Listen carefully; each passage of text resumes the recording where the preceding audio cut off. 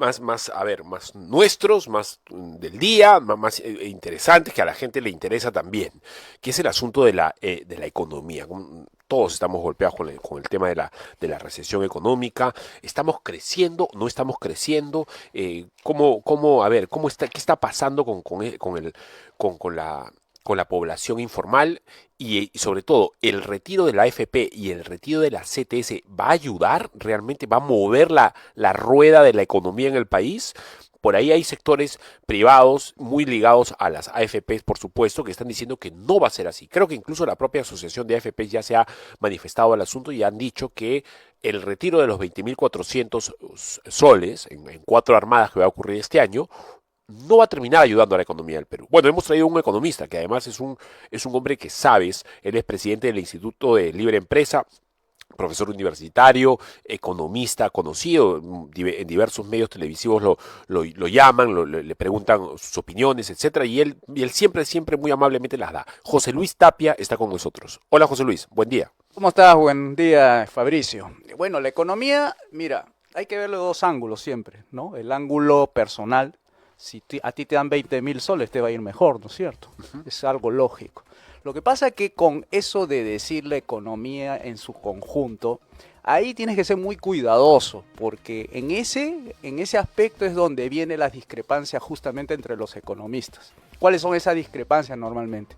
Cuando dicen que ese dinero, esos 20.000, si tú lo tomas en su conjunto, que más o menos son como 20.000 millones de soles que va a salir de las arcas de las AFP, es como tratar de adivinar qué va a hacer la gente con cada vez que reciba el dinero. Y entonces ahí es donde se podría decir, por un lado, es bueno para las personas, sí. Por otro lado, desde el punto de vista de la AFP, es bueno, no, porque no rentabiliza lo que se supone debe rentabilizar. Pero por otro lado tienes el aspecto de los bancos. Cuando los bancos reciben dinero de los propios, digamos, de las cuentas de uno, uno lo deposita. ¿Qué hacen con ese dinero los bancos? Lo prestan, ¿correcto? O sea, prestan es un tema que también le conviene a los bancos. O sea, para el hipotecario, por ejemplo, cuestiones hipotecarias. Tienes un saldo y quieres poner para tu préstamo hipotecario. Lo cual, eso. Después viene el otro tema, el de la deuda. Por ejemplo, saca la plata, paga la deuda. ¿Le va a punto de vista de la persona? ¿Le va bien? Sí, le va bien porque está reduciendo su carga financiera y va a pagar menos deuda, digamos, a final de su ejercicio. Luego tienes el otro lado de la parte, digamos, más macro de la economía. Esos 20.000 millones que dice que va a salir de las AFPs, lo toman ellos como si fuesen parte de una política económica. Quiere decir, el ministro juega con los 20.000 millones como para hacer con ello política. ¿Qué significa eso? Que lo toma como una variable. Por ejemplo, ¿debería esto estar destinado para el gasto, para las inversiones, para el consumo, para esto? Y lo toma dentro de su ecuación. Hay una ecuación dentro de la macroeconomía que se llama el PBI igual, consumo más inversión, más gasto, más exportación, importación. Todas esas 4 o 5 variables es para el ministro importante porque hace seguimiento del PBI todos los meses. Entonces, con lo que quiero decirte a ti y a tus amigos que te siguen es, si tú lo ves desde un punto de vista individual, le va a ir muy bien a la gente teniendo algo porque la gente sabe qué hacer con su dinero. Si tú lo ves desde un punto de vista macro, hay muchas opiniones. Yo la vería más positivo, digamos, ¿no? O sea, la gente paga su deuda, los 20.000 ya no va a estar en manos del gobierno, porque tú sabes que esos 20.000 millones, gran parte de los depósitos de las AFP, tú sabes que está en el gobierno. O sea, si tú miras las inversiones realizadas por las AFP, es 21% de sus depósitos están invertidos en el gobierno a través de unos famosos bonos, etcétera. Entonces, ¿eso para qué sirve? Para financiar al gobierno. Entonces, el gobierno no puede desprenderse así nomás de 20.000 millones porque sabe que no va a poder contar con ese dinero para hacer política.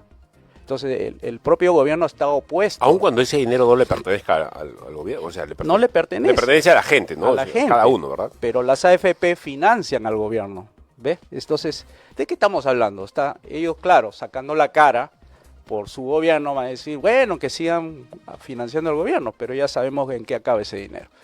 Entonces, desde un punto de vista, digamos, general, en el balance entre lo individual y lo colectivo, yo prefiero siempre lo individual, porque lo colectivo son estadísticas, son agregados, son cosas que tú no puedes saber finalmente si la gente va a hacer determinado o tal cosa. Entonces, ahí tú no puedes asegurar nada. Lo que sí sabemos es esos 20.000 millones que van a salir y que van a estar distribuidos en las cuentas individuales de las personas, por lo menos en esta coyuntura, es una coyuntura bastante adversa, ¿no? Como tú sabrás, no los indicadores por lo menos no nos dice mucho. Por ejemplo, dice, salió negativo la última, el interanual, que le dicen, dicen marzo a marzo, dice, entre marzo de este año y marzo del año pasado, ¿cuánto creció? Y te sale negativo. Pero si tú agarras de los primeros 3 meses, enero, marzo y abril, o enero, febrero, marzo, te sale positivo. ¿Y por qué te sale positivo? Por el efecto rebote del año pasado, que como está negativo, todo sube. Pues, ¿no? O sea, a ver, en resumidas cuentas, para que la gente para masticárselo a las personas, realmente va a dar vueltas la economía en la calle, el feedback, el ida y vuelta, va a haber más liquidez en la calle a raíz de todos estos gastos que la gente va a tener al cobrar su AFP. Sí, en realidad sí, siempre hay liquidez para la gente, pero el tema es cómo va tu economía, cómo saber cómo te va. Tú estás bien endeudado, poco endeudado, mucho endeudado. La prioridad siempre es matar deuda lo primero, ¿no? Eso es el consejo clave, entonces. Claro, eso es lo primerito. Ahora, ¿qué va a hacer la gente una vez que tiene? ¿Va a invertir? Bueno, en esta coyuntura vas a invertir. Según lo que dicen ahí, no deberías invertir porque el mercado se está estrechando. Hay un indicador, por ejemplo, el indicador de créditos concedidos a corporativos, ¿ya? Ese es un indicador. Está en caída. O sea, quiere decir que se le está concediendo menos préstamos a las empresas para que aumente su capacidad de producción.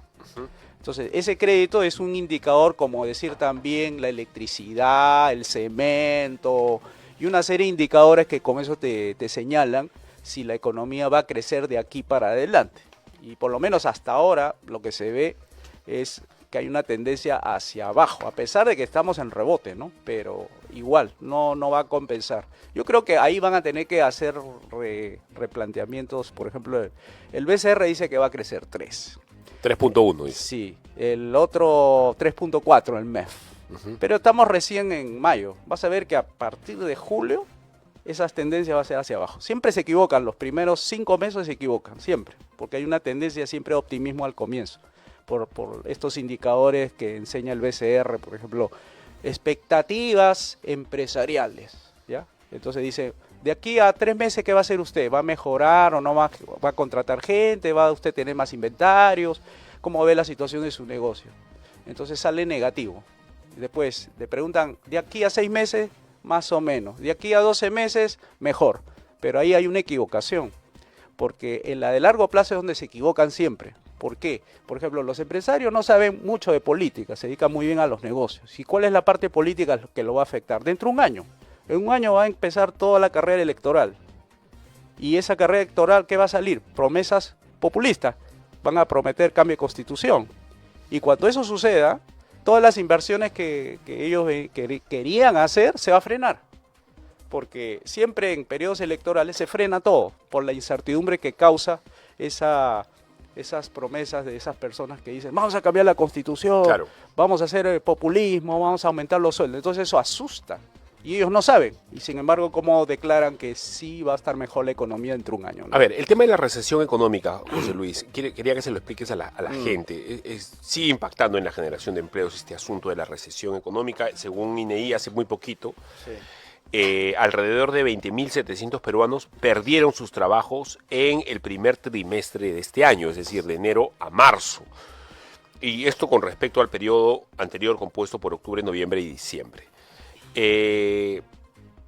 ¿Esto va a mejorar? ¿La recesión va a desaparecer? ¿Va a empezar a darle paso a otra situación? ¿O tú crees que no? Hay de lo posible y de lo factible.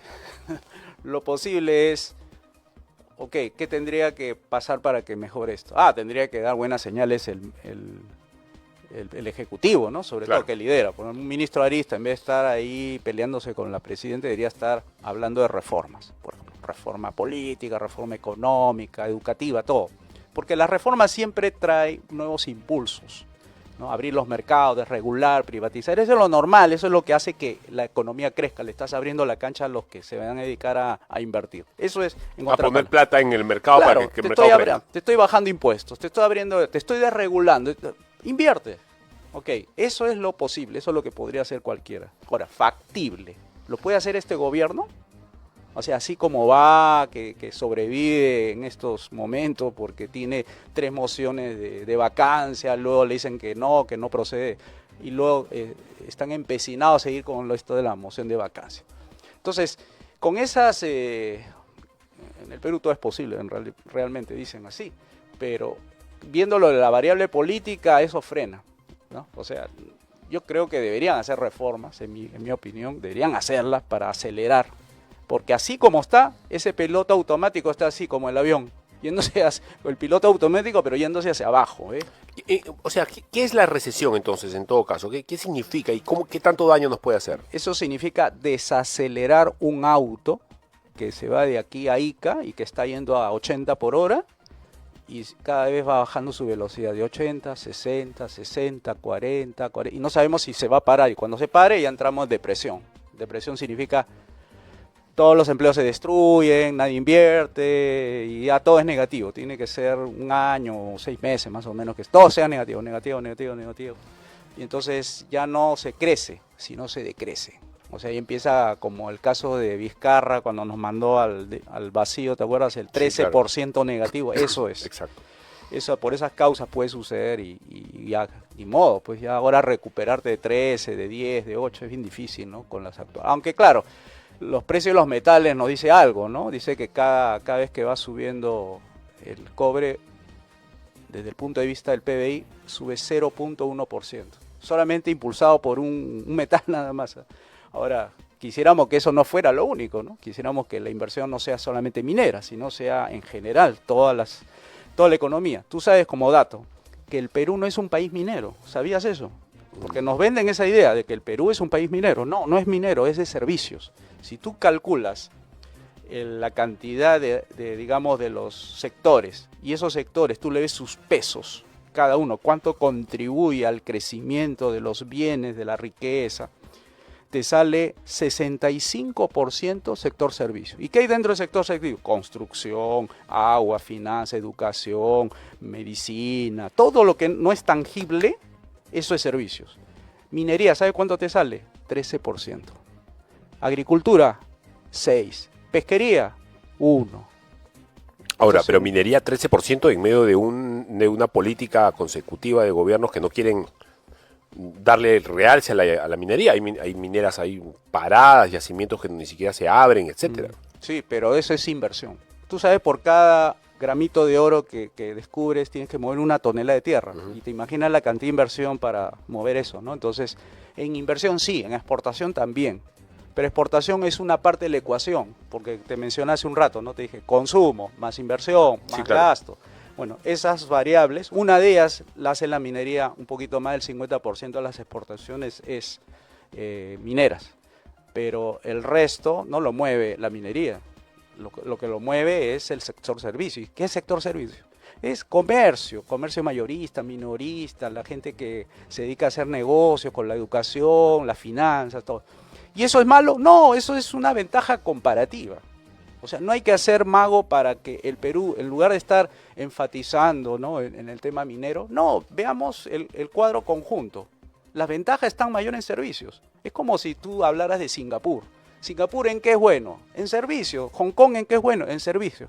¿Y ellos viven de la agricultura? No. ¿Viven de la industria pesada? No. Ellos viven del sector servicio. Hong Kong se convirtió de un puerto pobre, más o menos en los 50, a ser una de las economías más ricas del mundo. ¿En base a qué? Que tenían un puerto que era muy estratégico por donde estaba Indonesia, por donde estaba China, Japón, y por ahí circulaban todos los barcos que se querían abastecer, descendían su mercadería para ser distribuida hacia el Asia Oriental, y luego seguían su camino hacia Japón, Nueva Zelanda, Australia. Eso era Hong Kong, y Hong Kong, luego del comercio mundial, pasa a ser un hub financiero. Eso es más o menos como yo estaría viendo si funcionara bien el tema de Chancay. Si el tema de Chancay se convierte como fue en su momento Hong Kong en los 50, podría ser que ese comercio mundial impulse a este proyecto de Chancay y se convierte en un polo de atracción de muchas ¿Eso puede inversiones. Puede ocurrir. ¿Qué tendría que pasar para que ocurra? Tendría que hacer algo así como una especie de zona libre de comercio como en China, como está ocurriendo ahora, abrir los mercados en esa zona y por defecto se va a abrir en todos los demás, efecto demostración, y eso va a impulsar, porque el estatus que tiene ahorita el puerto de Chancay es medio especial, ¿eh? Ojo, ahí ya creo que están entrando algunas leyes muy especiales para darle exclusividad al comercio, que ellos van a decidir cuál comercio, o sea, van a dejar entrar, no van a dejar entrar tal buque, tal, ellos van a decidir. Y ellos tienen una mentalidad mucho más abierta, o sea, mucho más estratégica, viendo al frente, por ejemplo, toda la zona del Pacífico donde está PEC, por ejemplo. Ese hub, eso ellos lo están viendo desde ese punto de vista. Está China, le reduces 15 días a Brasil, pasándolo por toda la carretera hacia el Perú, para no darse la vuelta por la Tierra del Fuego, por Panamá. Exacto. Entonces yo creo que si le damos ese estatus de Chancay como puerto libre o zona de libre comercio o algo así, yo creo que sí podría ser. Es muy probable que eso ocurra, ¿eh? Sí, ojalá. Es muy ¿no? probable que eso pase. Sí, yo quisiera que no fuera solamente Chancay, que no fuera todo el Perú. Imagínate, ¿no? Todo el Perú, una zona de libre comercio, un free market así, extenso. Que el Perú se vuelve de la noche a la mañana en un polo de desarrollo así tremendo, porque el Perú tiene una posición muy estratégica en el, digamos, dentro, mirando al Pacífico, a toda el Asia, muy equidistante. ¿eh? Antes de preguntarte por la CTS, porque la gente quiere que hables de la CTS, y si va a ser bueno o no, retirarla, etcétera. ¿Por qué el Perú está ubicado en un punto estratégico? ¿Dónde está ubicado el Perú y respecto de qué está bien ubicado? Del punto de vista geográfico, ¿te refieres? Claro. Bueno, geopolítico, digamos, o geoeconómico, ¿no? Digamos. Bueno, ahorita hay dos pugnas, ¿no? Tú sabes de la pugna de los chinos por sacar adelante no solamente este puerto, sino el de Marcona. Y hay otro más, hay uno que está en Arequipa, no recuerdo el nombre, que dice que los americanos están detrás de esto. Sí. Entonces, si hay interés de parte de países o empresas de países mirando al Perú como una zona muy expectante, es porque algo han considerado dentro del cálculo, ¿no? ¿Qué cosa puede haber considerado? Bueno, el costo del flete, por ejemplo, ¿no? O sea, imagínate que Irán, la parte del Mar Negro, que ahorita está digamos, en una situación bélica, ¿no? Donde para pasar un buque de petróleo tienen que pasar por una serie de países, esos países están entre sí, como Yemen, ¿no? Yemen, que ahí tienen una serie digamos, de ejércitos que ahí bloquean la entrada de los barcos americanos. Bueno, entonces están buscando por dónde desatorarse, ¿no? Por dónde irse, y entonces miran al Perú como una opción dentro de ese factor geoestratégico. Ahora, hay que mirar a China, siempre miren a China, no miren a Estados Unidos. Estados Unidos ya, yo lo veo mucho más debilitado que antes, por todas sus políticas últimas, al punto pues de que ya no puede afrontar 3 guerras, afronta una nomás, dice, ya no puedo hacer la de Israel. A Israel le dice, no, bájale un poco esto, el nivel de belicidad, por ejemplo, porque no puede afrontar 3 guerras a la vez, o sea, su economía está muy debilitada. Entonces China está haciendo una alianza con los rusos, ¿no? Desde un punto de vista estratégico. Entonces, si los chinos y los rusos están viendo cómo unirse dentro del BRICS, que es otra fuerza comercial ahí, y miran al Perú como uno de los países que puede presentarle mejores oportunidades, porque los países, las oportunidades van a crecer en cuanto crezcan ellos económicamente. Cuando Sí, claro. crezcan se fortalecen desde un punto de vista tanto militar. O sea, ¿cómo le das tu fortaleza a tu aparato militar si no es por el medio económico? No como la ocurrencia que se le dio a Estados Unidos en la guerra con Corea, en base a pura deuda financiada su ejército. ¿Y qué pasó al final? En 1971 abandonan el patrón oro. O sea, era dólar oro. Y Nixon agarra y le puso la cruz, dijo, no, ya no hay convertibilidad. ¿Por qué? Porque era pura deuda que tenía Estados Unidos con los demás países y no tenía el oro suficiente como para poder afrontar esas deudas. Entonces, de buenas a primeras, rompió el acuerdo en Bretton Woods, o sea, del Fondo Monetario, para que no se hiciera ahora el canje de billete con patrón oro, ¿no? Entonces, imagínate esa ocurrencia, no la quiere repetir China. Y China quiere que sea libre comercio. Ellos son los impulsores del libre comercio. Fíjate las declaraciones de Jinping, ellos son pro libre mercado. En cambio los otros son halcones, los norteamericanos, los de la OTAN. ¿Qué hacen? Tratar de acercarse a Rusia para que sienta que hay una amenaza y Rusia no invada Ucrania, y Ucrania se ha puesto en medio del conflicto entre la OTAN y los rusos. Siempre los rusos han sido enemigos de los americanos, ¿no? Pero desde un punto de vista económico están, digamos, haciendo bien las cosas. Por ejemplo, los rusos y los chinos están comprando oro. Y en cambio los norteamericanos están comprando deuda. Sí, pues. Y así se van a debilitar, van a terminar yéndose muy mal. A ver, José Luis, para terminar, sí. ¿Es positivo retirar la CTS o no? Bueno, si tienes problemas financieros, retíralo. O sea, ¿por qué vas a hacer que tu deuda crezca? Pero es que por un lado te dicen que no, pues que es el dinero guardado para cuando te quedes sin trabajo, para que tengas un segurito ahí, etcétera. Pero es que ya no es lo que dijeron ser, ¿no? Que era la no, pero es lo que están diciendo. Sí, ¿no? sí, por eso digo, trato de aclarar, ¿no? Ya no es eso, se llama ahorro forzoso. No es seguro de desempleo, porque seguro de desempleo, si tuvieras buenas condiciones, no debería ser en 6 meses que la gente podría conseguir su trabajo, ¿no? Debería ser en menos. O sea, aquí se están olvidando cuestiones de fondo, Fabricio. Mira, si tú quieres hablar de cómo darle una mejor condición al trabajador, el trabajador tiene que salir de un trabajo y encontrar otro. Esa es la mejor condición. No es darle un seguro para que 6 meses... ¿Quién se le ocurre a eso? Bueno, a los que piensan que el Perú nunca va a progresar. Lo que hay que hacer son reformas para que ese mercado laboral no sea tan inflexible, o ese mercado no sea tan inflexible y no absorba a esos trabajadores que tienen miedo de salir de su trabajo. Exacto. Y entonces dicen, pero claro, tienen razón, hay que darle estabilidad. Sí, pues sí, pero con eso no vas a resolver tu problema. Y tu problema va a ser que cuando tengas que salir de todas maneras, ¿quién te va a recibir? Ahora, la CTS, ¿cuándo la van a poder acceder las personas a ella? Tengo entendido que ya en estos días, hoy día, después, no sé. Creo que se publica la ley y tienen que pasar como 10 días útiles, me parece. Sí, porque ya promulgó el Ejecutivo. Sí. Ahora, el reglamento es un retiro, nada más. No es como en el caso de la AFP que tienes que calendarizado, ¿no? Bueno, entonces, sí, pues... No, retiren. La mayor si tienen problemas que retiren. ¿No? ¿Por qué se hacen problemas? No le hagan caso a los economistas de la macroeconomía. Miren la microeconomía, esa es la verdadera. Bueno, está muy bien ese consejo. Bueno, José Luis, muchas gracias. Gracias por tu aporte, siempre es interesante. Bien, vamos a ir a una pequeña pausa.